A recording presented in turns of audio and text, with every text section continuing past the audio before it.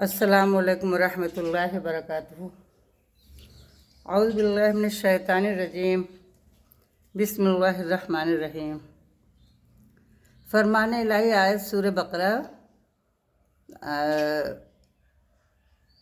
بقرہ اور تم پر اس بات میں کوئی گناہ نہیں کہ دوران عدت بھی ان عورتوں کو اشارتاً نکاح کا پیغام دے دو، یا یہ خیال اپنے دلوں میں چھپا رکھو، اللہ جانتا ہے کہ تم عن قریب ان سے ذکر کرو گے، مگر ان سے خفیہ طور پر بھی ایسا وعدہ نہ لو سوائے اس کے کہ تم فقط شریعت کی روح سے کنایتاً معروف بات کہہ دو، اور اس دوران عقد نکاح کا پختہ عزم نہ کرو، یعنی کہ ارادہ نہ کرو، یہاں تک کہ مقرر عدت اپنی انتہا کو پہنچ جائے، اور جان لو کہ اللہ تمہارے دلوں کی بات کو خوب جانتا ہے، بے شک تو اس سے ڈرتے رہا کرو، اور یہ بھی جان لو کہ اللہ بڑا بخشنے والا، بڑا حلم والا ہے۔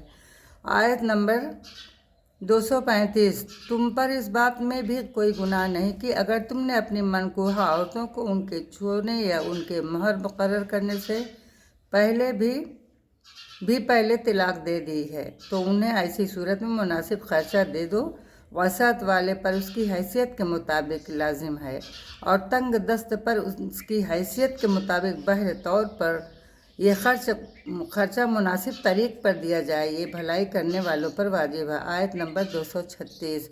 فرمان رسول حضرت اسامہ بن زید رضی اللہ سے روایت ہے کہ رسول اللہ صلی اللہ علیہ وسلم نے فرمایا، جس کسی کے ساتھ بھلائی کی گئی اور اس نے اس کے بدلے میں جزاک اللہ خیر، اللہ تجھے جزائے خیر عطا فرمائے کہہ دیا، تو اس نے اس کے شکریہ کا حق ادا کر دیا اور اونچے درجے کی تعریف کر دی۔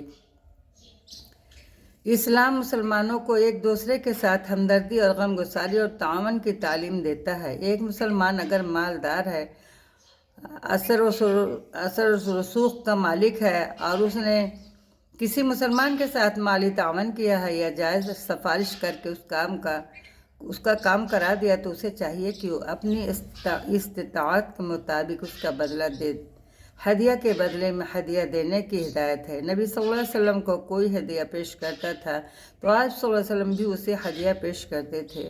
اس حدیث میں تلقین کی گئی ہے کہ اگر یہ ہدیہ پیش کرنے کی استطاعت نہیں ہے تو ہدیہ دینے والے کو دعا دے دے، وہ دعا جزاک اللہ خیرن ہے۔ اس دعا کے ذریعے آدمی یہ کہہ رہا ہوتا ہے کہ آپ نے میرے ساتھ اتنا بڑا احسان کیا ہے کہ میں اس کا بدلہ دینے سے قاصر ہوں، اس کا بدلہ اللہ رب العالمین ہی دے سکتے ہیں، چنانچہ میری دعا ہے کہ اللہ تعالیٰ آپ کو اس کا بہترین بدلہ عنایت عطا فرمائے۔